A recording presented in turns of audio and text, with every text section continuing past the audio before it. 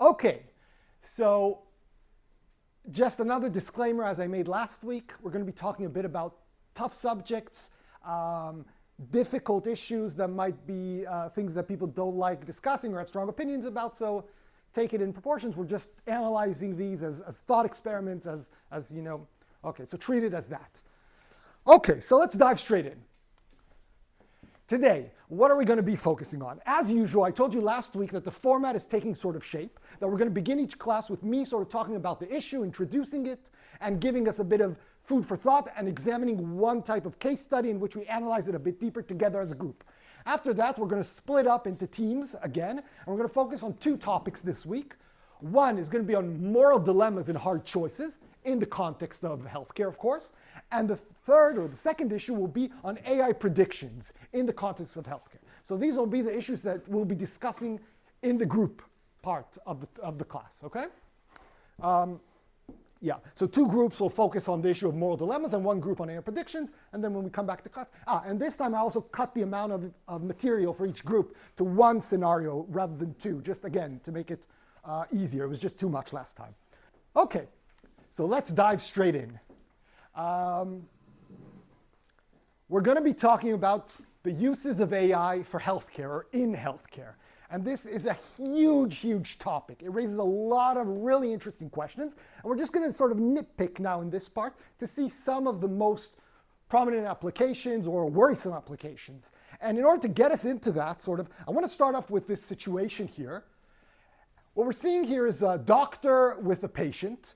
And sort of one of the great promises that AI systems bring is to try not necessarily to replace healthcare practitioners, physicians, but rather to help them, right? To sort of fill in the gaps in where they don't have the capability to do it, or as we'll see in the video in a second, allow them to do what they're supposed to do, okay? And we'll see if that really fits our idea. So what we're going to look at now is an AI system that is built to assist doctors in taking notes during a session, and let's see how it's being advertised.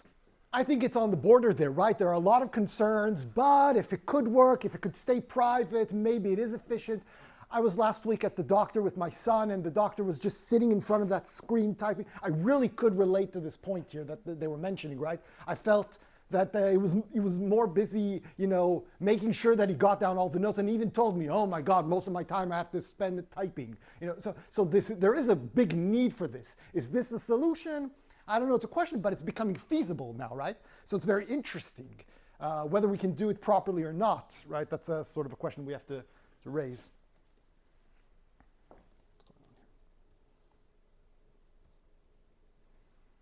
Here we go. Okay. Good.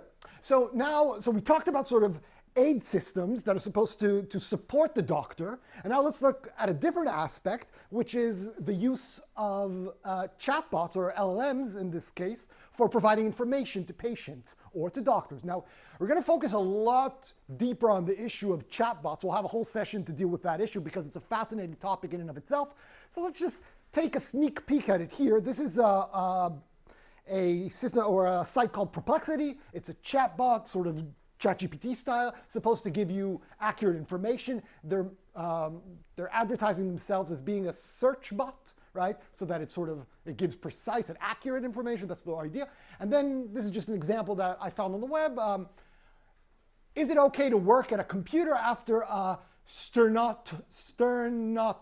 So a sternotomy is basically when your chest is open for heart surgery, okay? So I know what it is, but I can't say the word. But let's see how the chatbot replies. So it tells this patient, well, post-surgery precautions. During the recovery period, which typically lasts about 8 weeks, it is important to limit upper body movement to allow the sternum to heal properly. This includes being cautious with activities that strain the chest area. Up to now, fair enough, good. He's concerned, he wants to sit in front of his computer, he's asking for advice. Second point of recommendation, ergonomics and stretching. Maintaining good posture while sitting at a computer is crucial. Regularly taking micro breaks and performing exercises like pec stretches and trunk rotations can help alleviate discomfort and prevent muscle tightness associated with prolonged computer use. Well, obviously that's bad, right? And it's contradicting the first sort of idea. But what happened here to the LLM, right? again, we'll talk about this a lot more in detail. What chatbots or LLMs do is they predict next words, right? And in context. And here the algorithm got mixed up, right? It was talking, it didn't maintain the focus on the fact that this is a post-operative recommendation for someone who has problems in the chest area. But it's sort of focused now on this idea of giving advice for related to the computer, to sitting next to a computer. This would be excellent advice if you're a secretary or a doctor sitting all day in front of the computer, or you're an academic sitting working. This is exactly the advice you'd get. But it got mixed up, right? It conflated the two. So this is one of the real concerns when we're dealing with these types of LLMs, right? As opposed to doctors. A huge concern. The information might not be accurate and could lead to harm. Someone just relied on this. Let's say they didn't notice that there's a contradiction here, right? And they just did those activities and boom, you have to go straight to the hospital because, I don't know, the suture's ruptured, okay? No good.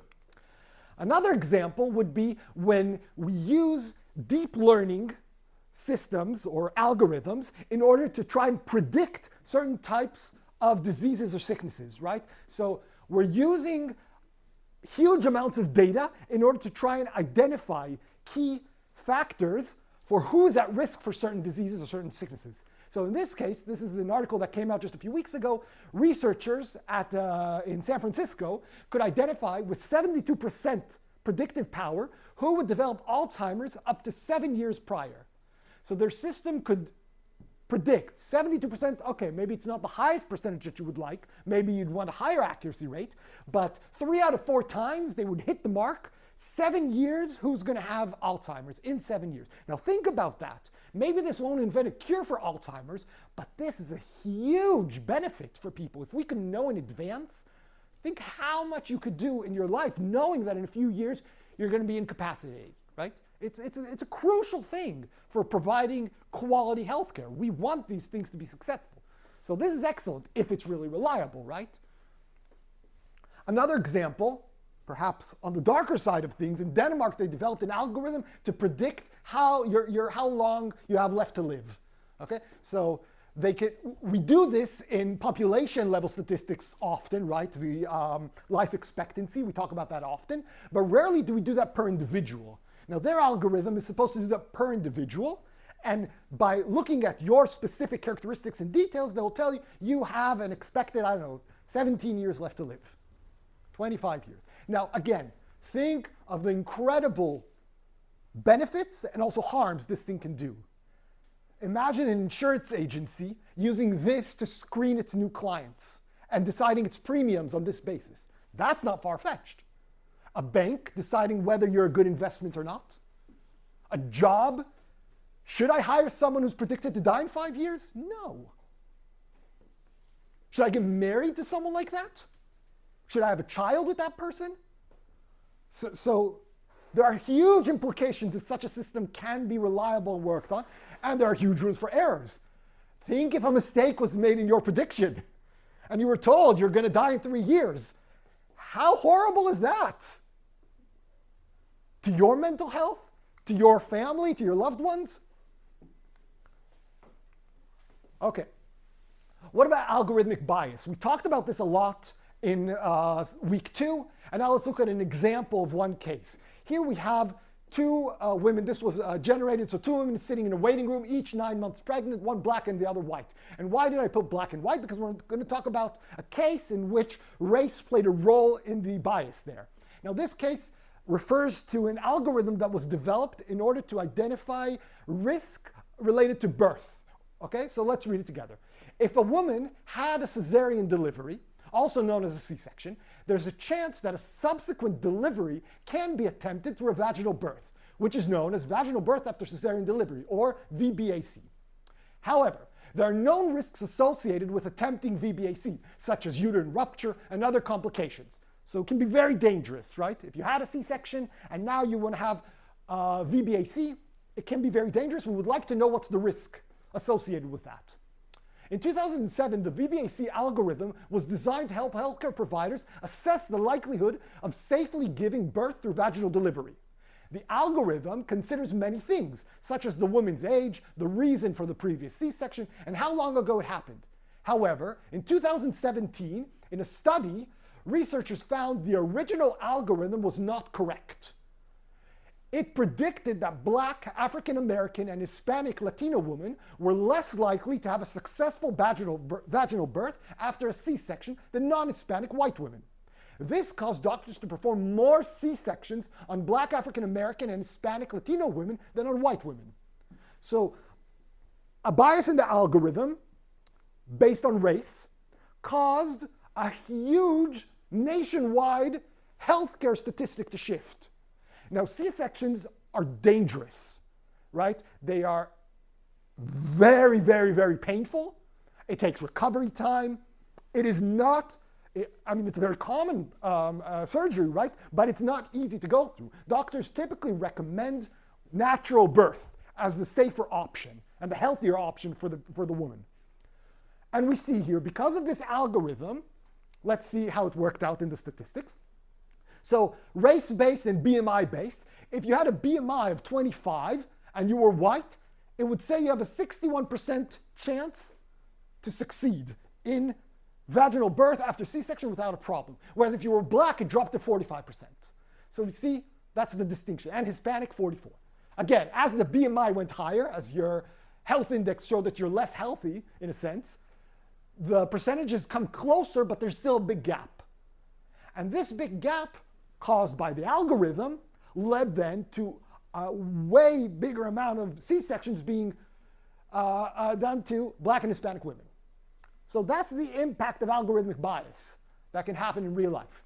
Now let's look at our first case study. Our first case study is going to talk about nurses working in hospitals and in healthcare and their interaction with AI systems and how this sort of disrupts the normal workflow that they're used to, right?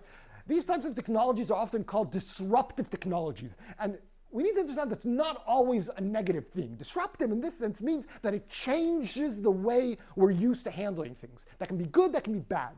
But in this case, let's see how it panned out and what are sort of the problems that we can see in these applications. So, Melissa Beebe, an oncology nurse, relies on her observation skills to make, life or death decisions. A sleepy patient with dilated pupils could have had a stroke. An elderly patient with foul-smelling breath could have had abdominal obstruction. She has intuition. She looks at what's going on with her patients. So when an alert said her patient in the oncology unit of UC Davis Medical Center had sepsis, she was sure it was wrong. I've been working with cancer patients for 15 years, so I know a septic patient when I see one, she said. I knew this patient wasn't septic. Okay? The nurse thinks the patient is fine. The algorithm says that the indications are not favorable, there's something going on. Perform tests. Now let's see what happens. Hospital rules require nurses to follow protocols when a patient is flagged for sepsis. While Beebe can override the AI model if she gets doctor approval, she said she faces disciplinary action if she's wrong.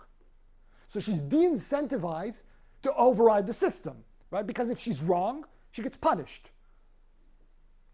So she follows orders and drew blood from the patient, even though that could expose him to infection and run up his bill. When an algorithm says your patient looks septic, I can't know why. I just have to do it.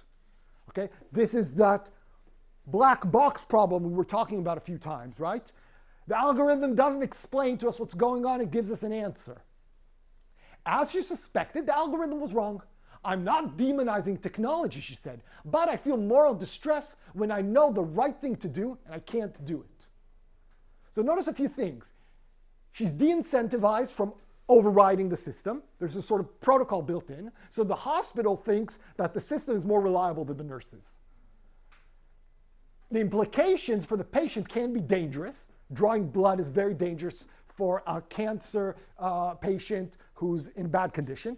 And it runs up his bill. So in a sense, the patient is being required to pay money, or the insurance is required to pay money for a treatment they didn't need, just to be safe. Now, is it medically proven when we need to take blood? Or is that sort of,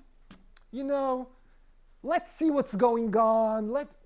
What we have to understand in medicine is that sometimes there are strict rules, right? Sometimes it has been proven that when you have these and these symptoms, this is what you have. Oftentimes that's not the case. It's trial and error. It's trying to rule out certain things. It's guess games. These doctors have to deal with that constantly, and that makes it very challenging. So any type of assistance can be really, really positive and helpful. And then again, it can cause other things. Let's see one more case from this article that they continue. Now it's talking about Cynthia Gertz, a registered nurse at Kaiser Permanente Medical Group. She was on duty one afternoon at a call center in California. Her job was to answer calls from members who feel sick and offer clinical advice on what they should do next. You call, you say, I'm feeling this and this and this, what should I do? Advice nurses at Kaiser use algorithms to categorize the illness of the caller, typing answers into a drop-down menu based on patient symptoms. The answers determine the next step for treatment. The patient says he has a cough, the patient says he's dizzy. The system tells you what are these symptoms correlated to and what you should do next. A case. When Kenneth Flack, a retired professional tennis player, called Kaiser complaining of a cough, chest pains, and fever, Gertz chose Kaiser's cough, cold, and flu algorithm.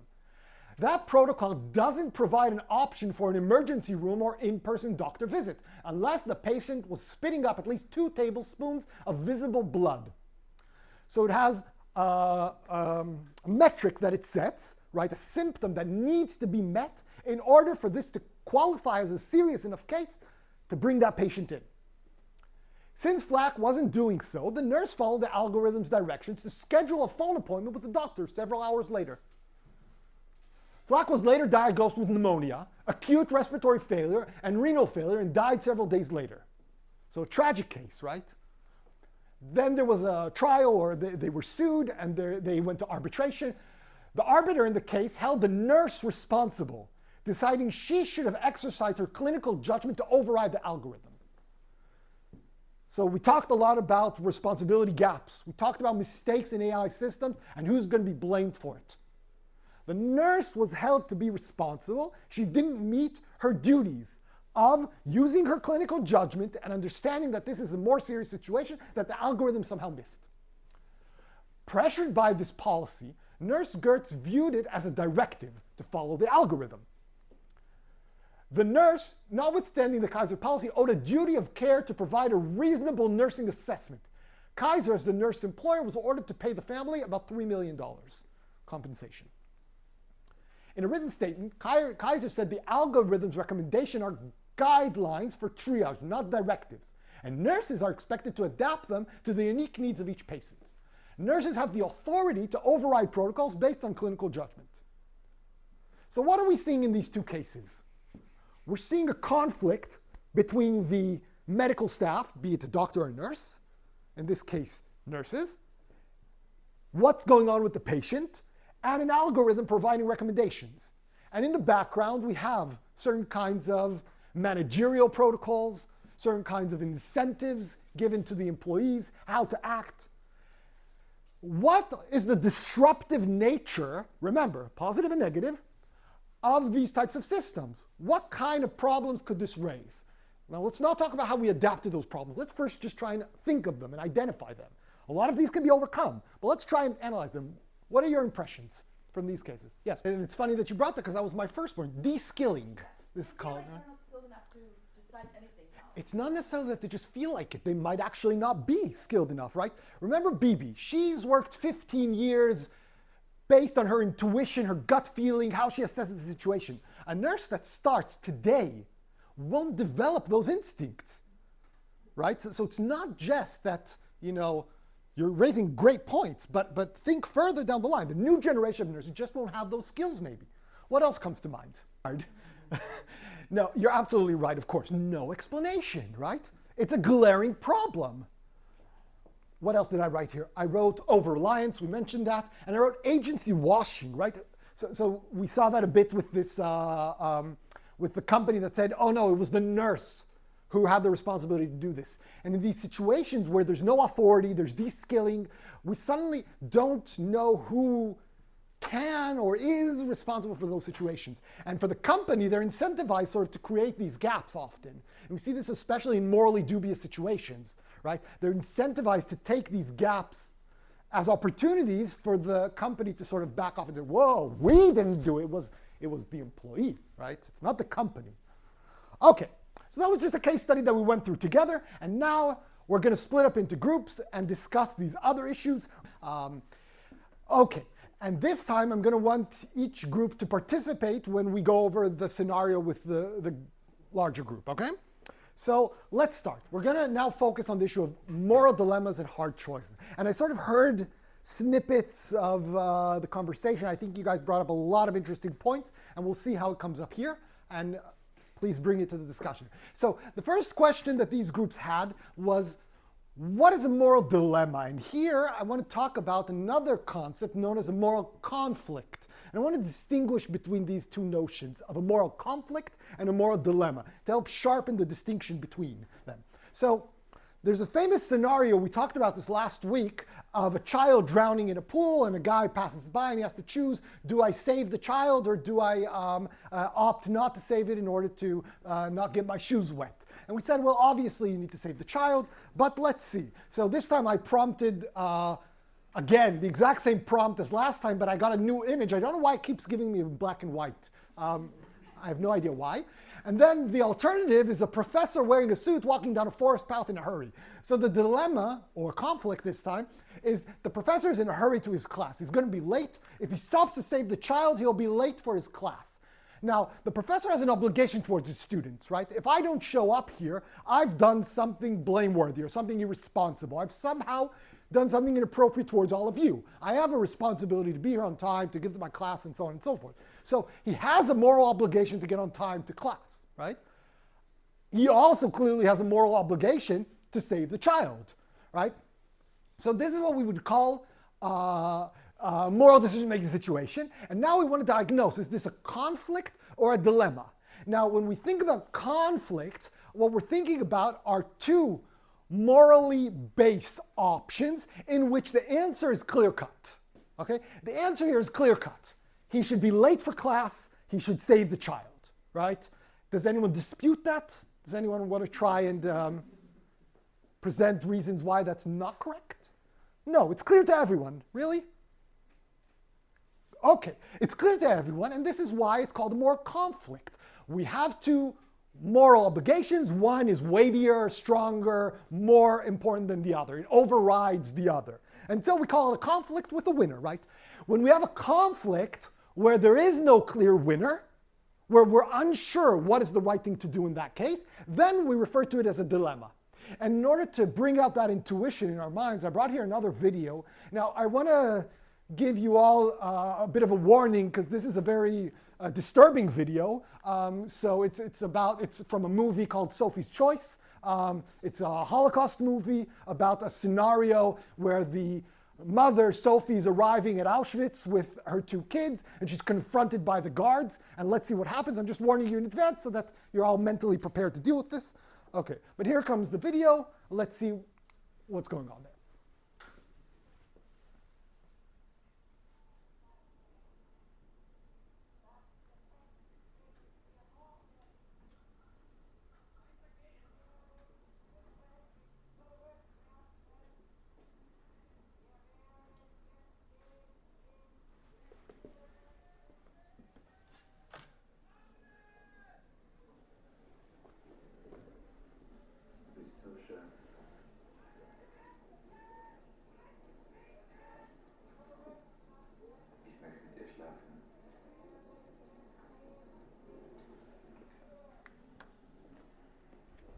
Bist du ein Verlag? So. Bist du auch einer von diesen dreckigen Kommunisten?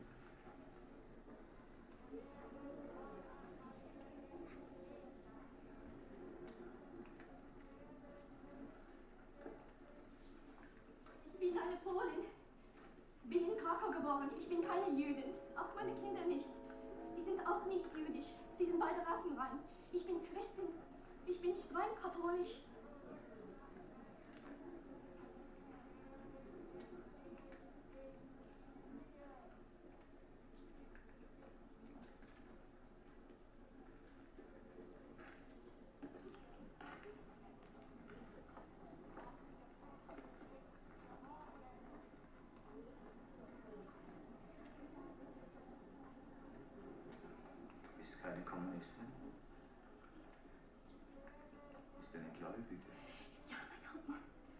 glaube an Christus. Du glaubst an Christus, den Erlöser. Ja.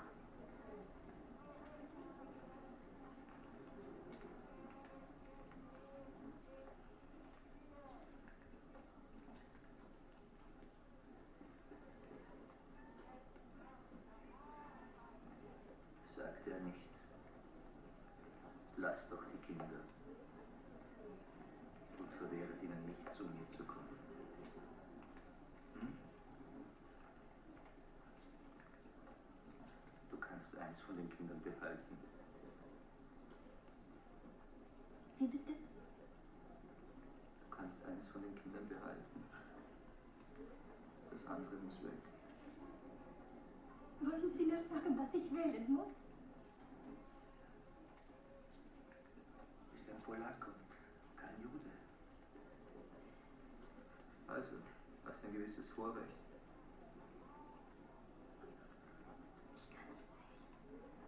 Ich kann nicht wählen. Halt's Maul. Ich kann nicht wählen. Komm, ich schick sie beide weg. Ich schick beide Kinder weg. Nein, Ja doch, du musst zwingen Sie wählen. mich nicht zu wählen. Komm, Ich kann nicht wählen. Und ich schick sie beide darüber. Nein. Halt's Maul halt. Hör auf jetzt. Du sollst das Maul halten. Los, entscheide dich, wähle. Nein, zwingen Sie mich nicht zu wählen. Ich kann nicht wählen. Ich schick sie beide darüber. Ich wähle. Nehmen Sie beide Kinder weg.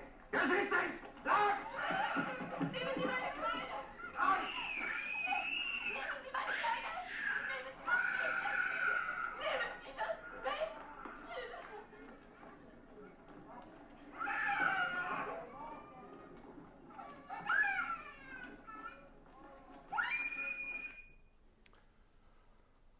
Okay. Now, I had a lot of hard time deciding whether I want to bring that video or not. I find it to be traumatic and horrible, but you know, that's life and that's history, and these are not sort of made up things, and we're all grown-ups, and I think we can deal with these really tough issues. And when we're talking about moral dilemmas, it doesn't get any worse than that, right? That's sort of the extreme point. And so the question is, even when it's not so extreme, the characteristics are the same, right? The characteristics are, we have, I heard some people say, two bad choices in our hands. We can't tell which is worse than the other. Perhaps neither is worse than the other. Maybe they're equal, maybe not, unclear. And we're frozen in a sense. We don't know what to do. And yet, as we saw in that situation, not choosing is worse. And that's the important point. We have to make a choice. And oftentimes, that's reality. And in healthcare, it, again, might not be as dramatic and as horrific as that, but it is life or death. When a doctor has to choose who to give a ventilator to, right, they're choosing who will live and who will die. When we have certain amounts of medicine to give and we can't give it to everyone, we're making these life and death choices. So we face these decisions, as horrific as they are, even when we are not forced to by the ultimate evil, right? By the Nazi power in Auschwitz. Still, even in day-to-day life, we face these choices. Let's hear a bit from your groups what you thought about this idea of what is a moral dilemma and what came up in your group. Okay, we'll get to you guys in a second because I want to now focus on your scenario that we dealt with. So before we get to that, let's look here at an argument that was developed by John Denner. And what Denner does is he thinks about these moral dilemmas and hard choices, right? And he says, well, we can use this to think about AI systems and to think about when we delegate certain choices and what are the benefits and losses of that. So his first claim is that moral choices are often tragic, like in the example we just saw, right? In the sense that they involve irresolvable conflicts between different moral considerations, and any attempted resolution of such conflicts necessarily leaves a moral taint. There is no best option in that scenario. Whichever you choose, something is lost. So in your example, well, before we get to your example, this is an image sort of to get us into this topic from Hurricane Katrina in the US. And what happened was that the hospital was flooded, or the whole city was basically flooded. And for almost 5 days, they were stuck in the hospitals. And the doctors had to make horrific triage choices as to what to do with patients that cannot continue to get care. And they decided to euthanize many of their patients. Okay, those who wouldn't survive, those who would keep on suffering, they decided to induce death as a solution to that situation. And so our scenario is something a bit similar to that, right? We have a doctor who has a patient, and the doctor has to choose whether to operate on the patient or not. And the scenario says that if he operates on the patient will live for a few more years, but in intermittent pain. Constant pain for the next few years. Now, the patient's supposed to be old, not young, but never mind. Or the doctor can allow the patient to die. And the doctor has to choose. So let's hear sort of what you guys thought about that scenario. Okay, but with the information that we have, would we call this a moral conflict or a moral dilemma? Or would we say that the further information would help clarify that? Could it go, here's my question, could it go from a point where we say there's a sufficient amount of pain to make this into a dilemma ever? Where we would think, hey, wait, maybe we shouldn't let this patient live. Is there some kind of threshold, some kind of point in which we say the table will shift? Maybe now we ought to let the patient die. We're talking about a patient. Okay, so let's move on to the second scenario here. Now, this is a picture, again, Hurricane Katrina, of the Superdome. The Superdome is a football stadium in New Orleans that became sort of a shelter of the people after the hurricane hit and the floodings happened. And there were, I can't remember the exact number, but thousands of people were in here, and there were many deaths in here because there was a failure in the supply lines. All the food storages that were kept for an emergency, the food rotted out because the electricity and the backup generators sort of didn't work. And so the people were stuck in this building that the heat started going up and up and up and up. They're talking about 105 degrees at any given moment with inside, so very hot. And sort of the situation that we're thinking about now in the second dilemma thinks about something along these lines, right? So we have a huge population of people. We have 1,000 sick people in this next scenario, right? And they have a certain type of illness that it's split down the middle. 500 of them have the bad kind of this illness, and 500 of them have the less bad, okay? The less severe type of illness. Now, we have enough budget in order to treat 500 of these patients, right? So only half of them. And we have to choose, do we treat the more severely sick, or do we treat those who are less sick but would benefit more from this cure that we have, from the medication that we can give them? So let's listen sort of what you guys thought about this scenario and what came up in your discussion. Would you diagnose this, again, the same question as I asked the other group, as a conflict or a dilemma, according to how we've sort of discussed these two notions? A dilemma. So you think that there is no sort of clear-cut answer in this case? That the conflict, if we drill down to its core, is between, so we see that one group would only get those who need the medicine more, those who are sicker would only benefit one quality. Quality is a measurement of how effective a medicine is, right? Or how effective the treatment would be. So those who are more sick would benefit less, but those who are less sick would benefit more, double the amount, right? They would have 2 extra qualities, right? Yes, please. It's more. Sometimes it can create situations in which we have a dilemma, okay? Or to my mind, at least, it can be a dilemma. And let's go back to John Danaher's paper and see sort of what he makes of this situation. So his first claim is that there are cases of moral conflicts, right? Or moral dilemmas, sorry. And if my scenarios didn't work out, think about Sophie's choice, right? Sophie's choice, I would postulate, is a clear-cut case of a moral dilemma, right? That there are no great arguments for why you should save one and not the other. Okay, there are reasons maybe. She lived less of a life. She deserves more years. He might have a higher chance of. So I don't know. We can think of different kinds of arguments, but they won't settle the matter. So that's Danaher's first premise. And now the second point is this: there are different strategies we can use to cope with the problems of tragic choices. And he proposes 3 strategies: illusionism, delegation, and responsibilization. And each of these solutions has its own benefits and costs.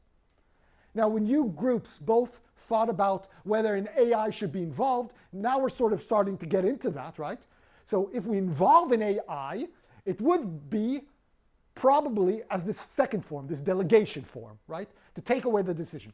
But Danaher tells us that if we look at the table, we can think of each of these options as having both benefits and costs or downsides. Let's quickly look at them. Each of these strategies. So if we think of illusionism, illusionism means that we take a moral dilemma and we say, well, this is actually a moral conflict. We can find reasons to justify the choice. That's illusionism. We sort of pretend this is not a dilemma, but a conflict. And so the benefit is it reduces psychological stress. It helps to maintain a sense of optimism and moral rectitude. So when you're confronted with a choice in which it's tragic, you oftentimes feel terrible in trying to decide because you can't really hold to there being an optimal choice. But if there is an optimal choice, that relieves a lot of that suffering, right? If there is a better option, of course I have to choose that, even if the other side is bad. And that can happen, like with the drowning child. Of course I need to be late to class, even though it's not good, even though it's bad, right? Of course. So that's the benefit of illusionism. Nevertheless, there's still a cost. And the cost is that it rewards ignorance and avoidance of truth, unstable and fragile. If we continue to imagine that all dilemmas are actually conflicts, we're encouraging a distortion of the truth. And we're not dealing with the actual scenario as it is. We're sort of lying to ourselves. Okay? But it is a method. Now, when we turn to delegation, move it away from us, the benefit is huge, right? It shifts the psychological and moral burden onto an entity that is better able to bear that burden. It reduces psychological stress. And this, for instance, we see in hospitals, right? There are ethical committees in hospitals. The doctor can't make the decision. There's another body that's meant to do that. And it's not a single person, it's a group of people.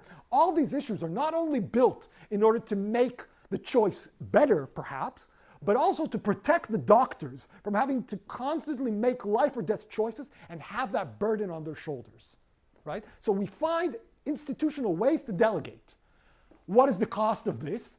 Corrosion or atrophy of moral agency, excessive concentration of stress and moral burden on particular individuals.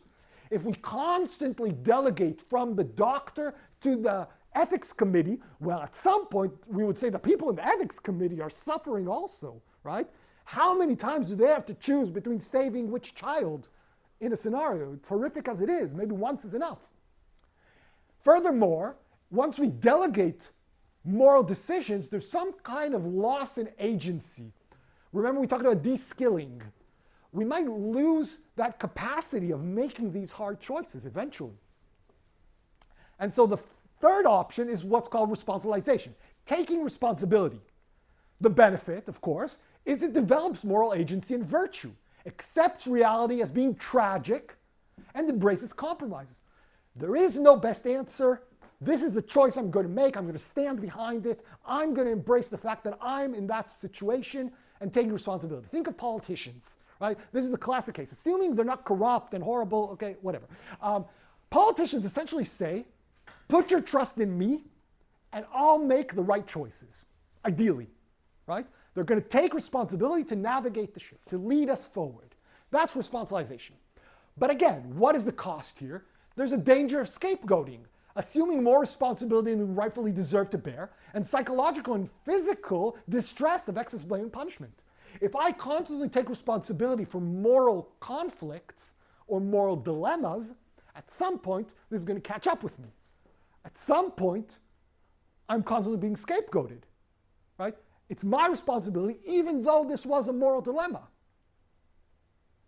Okay, so we see all 3 options that Danaher talks about sort of give us ways to handle the situation, different methods, and have benefits and costs. Now let's talk for a second about this AI idea. If we delegate to the AI system, we said it's like a delegation system, right? So it's in this second clause. And so what came up to your minds in the groups? You talked about delegation to an AI system, and what was your thoughts about that? So let me build on what you're saying. That's more or less Danaher's point. I'm going to not take more comments because I want to move on to the next spot. That's more or less what Danaher is saying. He's saying moral choices, there are no good answers, right? It is sort of like the 50-50 cases. There is no best answer. And so if we are stuck with that, we can use an AI system, delegate the decision, and what the benefit is that it removes the cost of the delegation. Because we're not delegating anymore to another human agent who would suffer, we're taking it away.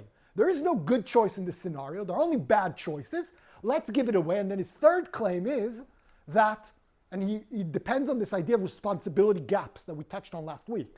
He says, the use of autonomous decision-making system presents an opportunity to change the balance of costs and benefits associated with these different strategies. Specifically, it enables a reduced cost form of delegation, which may give us some justification for moving away from illusionism and responsibilization and welcoming machine-induced responsibility gaps.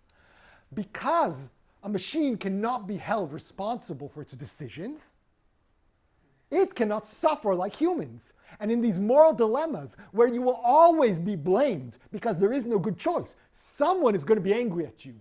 You choose A, B is angry. You choose B, A is angry. And you can't justify your choice. You can't give them sufficient reason why you chose one or the other. And we'll have to wait, sorry, yeah, because I want to move on to the next part. So that's Danaher and his argument. And basically, remember last week I talked about responsibility gaps, and then I mentioned, well, some are arguing that this is not always a bad thing, and this is where it comes in. Whether we agree with this or not, that's a different case. But I'm just showing how people are thinking about the use of moral dilemmas in AI, especially in healthcare situations. Okay, so we're going to move on now to the next topic, which is this AI predictions, right? And when we're talking about AI prediction, we'll come in a second to your group and talk about it. I brought here an image of a neural network as designed by, so an AI neural network with input layer, middle layers, and output layer. It didn't get the order precisely right, but not very bad either. Sorry, the arrow, yeah, a few small mistakes. But it's interesting. I wrote middle wrong, so maybe that threw it off, I don't know. I wanted to talk here about black box AI and go into the technical details of it, but I decided to omit that just because you can hear better explanations online than I can provide, as I'm not an expert on that. But what's sufficient for our course and for our thoughts on this is that these neural networks are so complicated and so complex that we often cannot understand the prediction that it makes, okay? And that's for us what's important. If we can overcome that barrier and without losing predictive performance, that would be beneficial. It would overcome this problem. But that's a huge problem that a lot of people are dealing with. And now we're going to talk about AI predictions in the specific context of something that's called the patient preference predictor. Now here's a prompt of a comatose patient surrounded by family considering whether to pull the plug. I guess they've already decided, but maybe not. And let's look at our scenario. Our scenario is about S. And S is a married woman. She collapsed at home. She's resuscitated, transferred to a hospital. 6 months later, she made a minimal recovery and is diagnosed as being persistent vegetative state. Okay? She's in coma. She's not going to make it out of it. Now they need to decide whether to keep artificially keeping S alive or pull the plug, as it said a bit coarsely. And the problem is there's a dispute between the husband and the parents. Each one thinks that the other course of action is better. One wants to keep S alive, the other thinks they should let S pass away. And the point is, in these types of scenarios, let's hear a bit from what you guys discussed and then I'll continue. So who wants to give us a few pointers as to what happened in your discussion? Yeah, so the question is here, can we use some kind of algorithm or employ AI systems in order to help us in these types of situations in which we have a patient that cannot inform us about what their wishes are, and yet someone has to make a decision. And the question, or the standard today, is to create a surrogate, right? To either a family member or a next of kin or whatever, right? Or a close friend, or the doctor, someone in the community. A surrogate will decide for the patient in order to try and predict what that patient would have wanted. What is in the best interest of the patient? And the idea of the surrogate is not to decide for themselves, but for the patient and what they would have wanted. That's the idea, sort of. And then come along computer scientists and they say, well, we have a better way of finding an answer. we can use statistics and data in order to predict not better than the surrogates what the patient would have wanted. And let's see the benefits of this. So it pays better respect to the autonomy of the patient. If I can accurately predict what you would have wanted, that's the best option, right? If I can do that. It removes burdens from the surrogate itself. Remember, the surrogate has to make the choice. And there's horrible statistics saying that close to 70% of surrogates that make life and death choice situations suffer from post-traumatic stress disorder following these types of horrific decisions. They suffer mentally from having to carry the burden of having to have decided for someone else whether they live or die. So it relieves a huge burden from them. And finally, a timely decision. What if the family can't decide and they keep dragging it on and on and on and on and on? Sometimes you need an immediate decision. Do I operate or not? Do I give the kidney or not? Right? We have to make very quick decisions sometimes in healthcare. And so a preference predictor would allow the medical staff to act much quicker. So there are four sort of methods of employing predictive models. And we're going to talk first about the traditional one, which is the population-based method. Now, the population-based method has been in existence for a while, and it essentially says we'll take statistics from the population and we'll start to create categories, and then we'll try and link our patient to those categories and predict what someone in that situation would have wanted. Here's an example of how they do this and the type of data they try to collect in order to do that.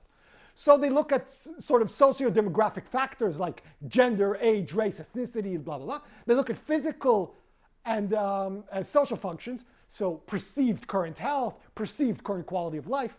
They choose factors like personal experience with medical care, involvement in medical care of others. Then they use different kinds of data factors like burden and risk of treatment, decision incapacity, so what are the expected results that will come out. So it's quite it's very deep. They use a lot of factors in order to create this. They even ask the difference, for instance, between duration of final treatment outcomes, 1 month, 6 months, 12 months, right? What will be the impact of these medical decisions? Okay, how will that affect my quality of life? And they try to go into really as much data as they can. And here's one study that they did, and they showed that the accuracy of prediction compared with what the patient would have chosen, and the patient indicated what they would have chosen, right? So they didn't really use comatose people, but they used normal people. And they showed that the surrogates predicted at 78%, whereas the PPP, the treatment indicator, virtually identical statistical probability of predicting the right choice. Then when we moved to unacceptable outcomes, right? So that was overall. Unacceptable outcomes, very similar. And acceptable outcomes, again, very similar. And the treatment indicator was even higher. So according to this study, at least, the patient preference predictor managed to identify correctly at a higher rate than surrogates what the patient would have wanted. So it's more accurate. And imagine, this is quite old, imagine that we've become more sophisticated, we've gathered more data, maybe even we could improve on this, right? Because surrogates aren't going to improve, right? The human condition is sort of as it is. I don't think they will improve much. So that's the traditional model for patients predictors. Now comes the AI revolution. That wasn't enough. That was just machine learning, right? So the old version of AI. The new version of AI is saying, no, let's individualize this. No more population-based statistics. We're going to use personalized statistics as much as possible. We're going to base it on your records. We're going to base it on the rankings that you've done, or we're going to base it on scenarios. So the idea is to provide new methods with these deep learning algorithms in order to individually predict not just what someone in your situation, according to your characteristics, would want, but specifically what you would want in this case, according to your individual profile. Now, I have a lot of examples that I brought here to look at it. Let's look at one of them. So in the records-based, right? So for instance, Lamana and Byron write that the data will be mined from electronic health records. So this is all the data that your doctors have collected on you throughout your life. Record-based PPPs could also search personal communications by email or social media. So we'll take all your posts, your Facebook likes, your tweets. We'll take all these things and we'll throw them into the mixer as well. Online purchases that you've made, right? What kind of things do you buy? We'll use that as well. what searches you've made in Google online, right? We'll take all your history of searches, so what you're interested in a sense. And we'll find a larger range of predictors more quickly than surveys. So the larger amount of information will allow us to create a more accurate prediction as to what you would want. So that's the records base. Basically, we'll scroll all your digital footprint and then fine-tune the model specifically on you. And then the ranking best scenario says basically we'll let you specifically conduct a survey and rank the different options, right? And then, so we'll ask you questions like, would you desire an invasive treatment if you were likely to survive only 1 year after the treatment? What if you were likely to survive 2, 3, 4, 5, and so on? So we'll allow you to answer all these different instances, and by your ranking, we'll compute that into what you would have preferred. And finally, on the scenario basis, this is a colleague of mine, Walterson Armstrong, is working on this in order to predict. You read an article, or at least I uploaded an article of his, of how would AI aid bioethics, right? So he's working on kidney transplants and how we can predict the decision of a doctor when faced with these types of conflicts, but it applies just as easily to PPP. And so there's a list of basically stages that we would go through. So we would first identify which serious medical decisions need to be made. We would draw up scenarios according to that. Then we would ask the patients to rank that. And if we can't ask specifically you, we would ask people like you or people around you. So we would also take population-based data, but fine-tune it on these scenarios rather than on general rankings. Okay? And there's a list of sort of statistics of how it's done. And here's an example of a scenario that they give. Imagine that the patient's heart has stopped. The treatment options are resuscitation or no resuscitation. And the value factors are likely around 1 more year of life with moderate pain for about half of each day while unable to recognize or interact with loved ones and unable to swallow food and urination in clothes and bed several times each day and night. So you see, a lot of details, a lot of factors, and then they tweak these all the time. They remove some of the factors, they add some in order to create basically a well-rounded, socially scientific method of collecting your preferences in these cases. Now, next week, we're going to be talking about surveillance and the problem that society at large comes from. And keep this in mind. This type of tracking or this type of sort of really detailed thoughts on different scenarios can be derived from way less detailed scenarios. And we'll see that next week when we talk about the Cambridge Analytica scandal. And we'll see how they exactly took our Facebook likes and profiled our political inclinations just on the basis of one small set of data. So if we could get really a large data set, we're more or less able to predict what you would want, at least so they claim here in the scenario based. And then the idea is, of course, we would have more accurate than surrogates patient preference predictors. But what are the drawbacks of this? Let's point to a few of them. Okay, there's some objections to this. What if the system's wrong? What if the system made a recommendation that you would have wanted the surgery when actually you wouldn't, and you wake up and you find that out? That's not very fun. Okay, maybe that's not so bad. What if the other way around, right? What if it suddenly discovered that it's biased against African Americans like we saw in the beginning of class, and it determines that if you're black, you're more likely to want to die in those scenarios. And then we see a statistical disparity of, what was that, 15% we saw with C-sections, I think? Imagine if that was the same disparity with allowing a patient to die. Yeah, that's quite frightening. Trust in the system, explainability, bias, we talked about this, right? Bias we just talked about, explainability we mentioned. If there is no answer as to why the system made the prediction, what if the family doesn't agree with the prediction of the system? Or someone disagrees, the doctor disagrees. How do we settle that kind of a debate? When we have any AI system that is a black box and it's providing us with a recommendation, what do we do when we don't agree with that recommendation? How can we move forward in a rational way when we have no idea what is the basis or the foundation of that recommendation? It creates a huge problem. Okay, conflicts between PPP and surrogates, I just mentioned that. It doesn't respect autonomy. There's this argument that's saying that any form of PPP, whether population-based or fine-tuned individually, fails to respect for some reason. And the reason is that the decisions are not for the right kinds of reasons. Okay, saying that I derive what you would have wanted on population statistics, right, that has no indication as to what you would actually want. You are not a statistic, right? But you're being treated as one. When we make decisions, we make them for certain reasons, and showing respect to us is understanding those reasons that we choose. That's respecting our autonomy. Decision making entails freedom, right? And finally, there's this issue of naked statistical evidence, which there's a scenario that I always like bringing up when I talk about this. And this is the blue bus company scenario. It's a famous case or example from epistemology. Is the fact that 99% of the blue-colored buses in town are owned by the blue bus company enough to determine that the company is legally liable for the recent death of a man who was run over by a blue-colored bus? From the fact that 99% of the buses in town that are blue are owned by this one company, is that sufficient evidence for us to say that they're to blame for the death of someone? And we would, well, in the court of law, the answer is no, right?